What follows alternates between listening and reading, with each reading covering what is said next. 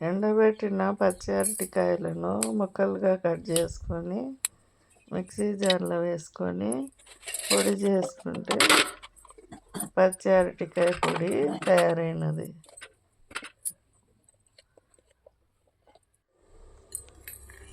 బ్లూబెర్రీని నీళ్ళల్లో వేసుకొని అరగంట సేపు నానబెట్టుకోవాలి.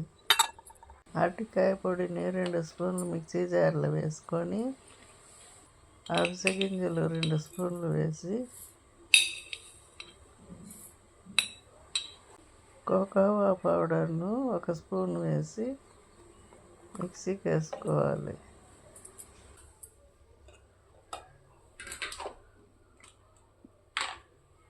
నానబెట్టుకున్న బ్లూబెర్రీని మిక్సీ జార్లో వేసి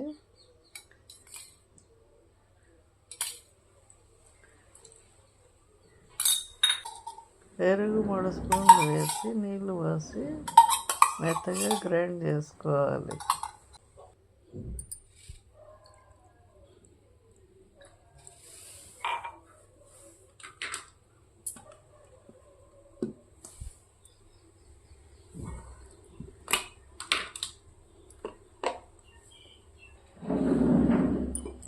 ఆరోగ్యకరమైన మజ్జిగ తయారైనది.